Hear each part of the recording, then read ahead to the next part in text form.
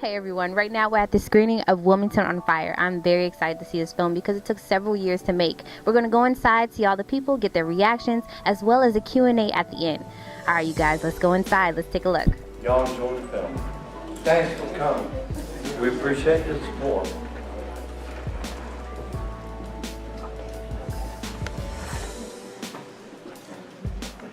Yes, I'm for compensation for the victims. He had to make sure that the national mindset had been conditioned.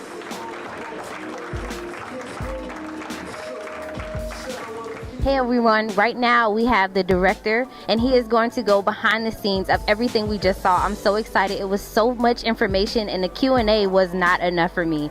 I have so many more questions that I want to ask you. Like, we just talked about how you're friends with so many other people who made movies like Hidden Colors and everything like that.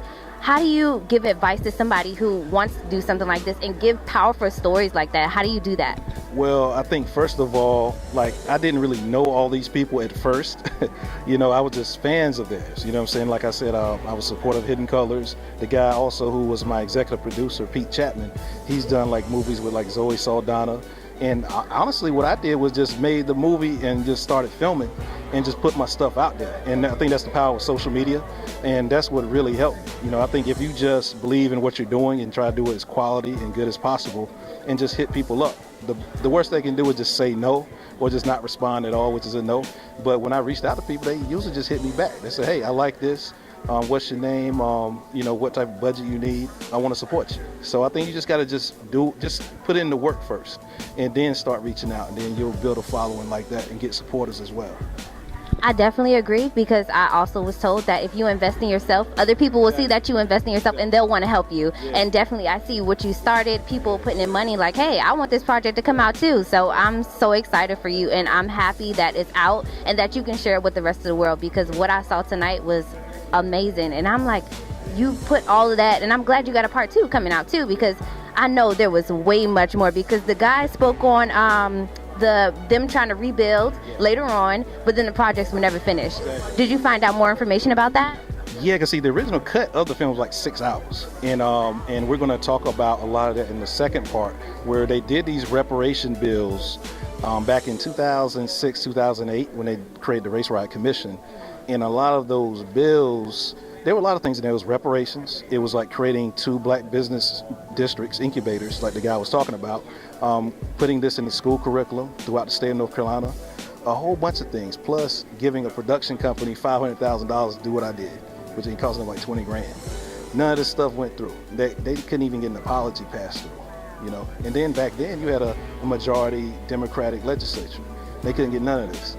And see, the thing is, a lot of people don't even know about it. So we're going to kind of talk about that a little bit more in depth in the second one. So That's good to give out that information because people want to know why. Why aren't these people being paid for what their family previously owned? It's terrible the way they did that.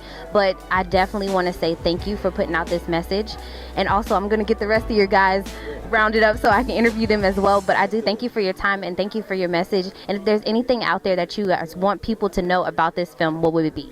I would say, it's just as good as Birth of a Nation, and the 13th that's on Netflix. Definitely got to check out Wilmington on Fire. November 10th, that's when the DVD drops, WilmingtonOnFire.com. That's it. All right, thank you. I'm Noel Williams, and this has been your iNEWS Report. Hey everyone, we're right now with our viewer, Miss Mary Vanderhorst, and she's from South Carolina, and we're going to get her reaction from this wonderful film. How did you enjoy it? I really enjoyed the film. It was very educational, and it was a lot that I did not know about Wilmington or even much North Carolina in general. I came up here about 14 years ago, and it was very educational to hear of all the documents that has been taken and everything, and even about the government, because that's one of my pet peeves up here, about the government and how they're doing with the taxpayers and stuff like that. And now with this crucial election year coming up, I think that was a good point that was brought out about it. And how do you feel about knowing that the family's descendants weren't being compensated for the land that was stolen from them and lost? Well, I think that's really bad because, in general, the blacks did not get a fair compensation in what they own, what their ancestors own. You know, the whites came in and took over, and like right now, even with Bank of America, how they're doing with the mortgages and stuff like that, and the people are getting richer, and then it's false document, but somehow they seem like they get by with it. So I think that it should be a point where they are compensated for it because of the fact that all these buildings where these people are making all these money from, that they should take a part of that. Even much, I like the part where they say letting the black kids go to college for free because it costs so much to go, and after you finish, you're in a lot of debt. So I think that's a good idea. Well, we thank you for coming out and being able to watch this powerful message and seeing it, and I'm glad it affected you and it touched here for you. So I'm glad that, you know, you were able to walk away with some education and on what happened in Wilmington. So I thank you for coming out. No problem. I'm Noel Williams, and this has been your iNEWS Report. Hey everyone, we're right now with one of the speakers that was in Wilmington on Fire, and he had a lot of information. I want to ask you, how was it releasing all that information? Were you scared? Were you nervous? Because you released basically all the records. No, I'm not afraid. I mean, I've been threatened and, you know, called names and everything. So, this is history that needs to be told, and that's what I'm doing. I'm just releasing my research, and it's true. And there's a lot more coming. I've got quite a bit more that tells the whole story about how the white supremacist movement in North Carolina took over the government by a coup d'etat. And our government in North Carolina is not legitimate. It was installed by a coup, and then they changed our Constitution in the 20s and 19-teens and 1920s. You can do your research on this yourself, and you'll see they changed the Constitution to embed themselves forever in power.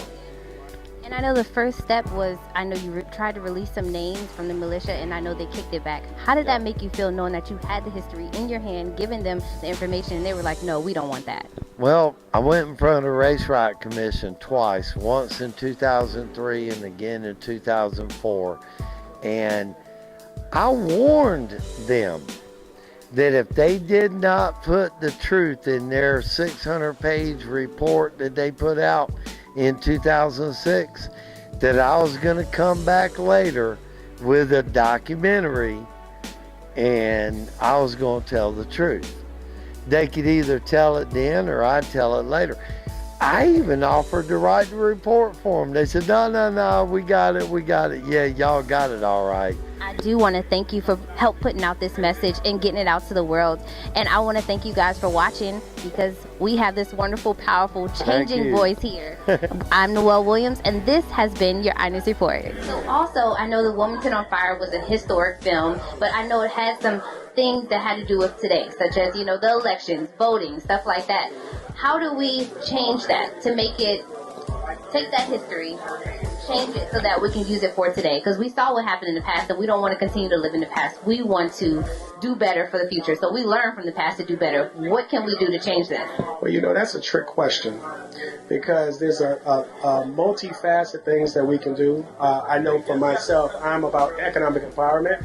And so one of the things I'm really into is recreating this Black Wall Street, but looking at the weaknesses and what happened in our ancestors and how they got infiltrated within their Black Wall Street, and to create more Black wealth in the community, support more Black businesses. And by being able to create that economic wealth within our own community, then we can create our own situations, our own, and then we can also get our own politicians in place. We can also deal with policing. We can deal with a lot of things.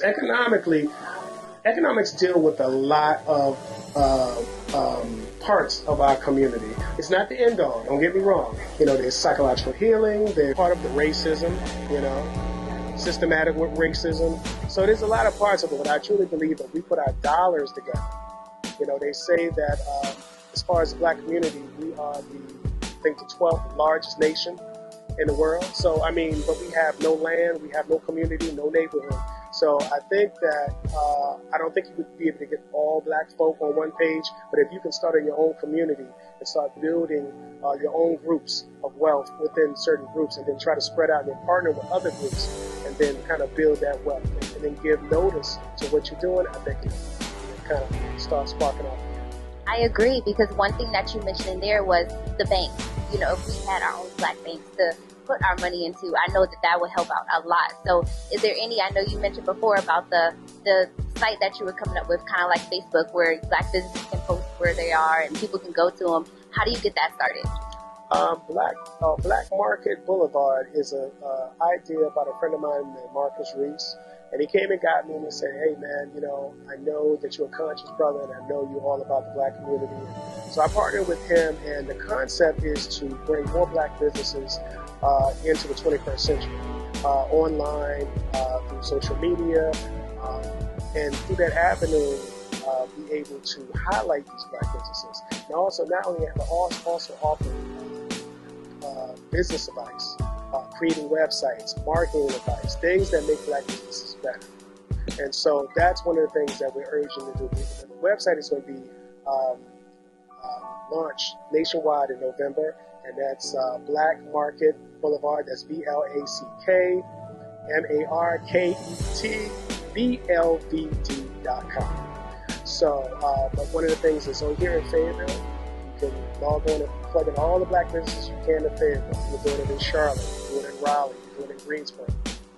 So we're doing those things to, like I said, highlight the black businesses and be able to get the awareness of some of the businesses that we have in the community. Well, I want to thank you for putting out this message and the soundtrack and all your wonderful ideas, as well as the website. And I'm Noel Williams, and this has been your iNEWS Report. Hey everyone, right now we're with Mr. Thomas. He was featured in the film, and he's going to tell us all about the wonderful message. How you doing tonight? I'm doing fantastic. How are you? I'm pretty well. I thank you so much for your message in the film, and you trying to get reparation for these families. How's that been? It's been tough. It's been very tough. My organization has been in existence since 2003. My organization is called the International Organization for Compensation and Reparations for the Victims of the Wilmington Massacre of 1898. What we are basically doing is looking for the descendants of the victims. And we found two families, Manley's and the other person was Thomas C. Miller's family. They want to be compensated.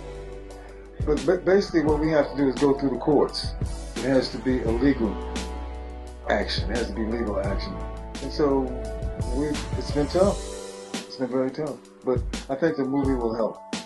Yeah, I think so. Yeah. So what do you want people to get from watching the movie? Like, if you can tell somebody who hasn't seen the movie before, what can they expect?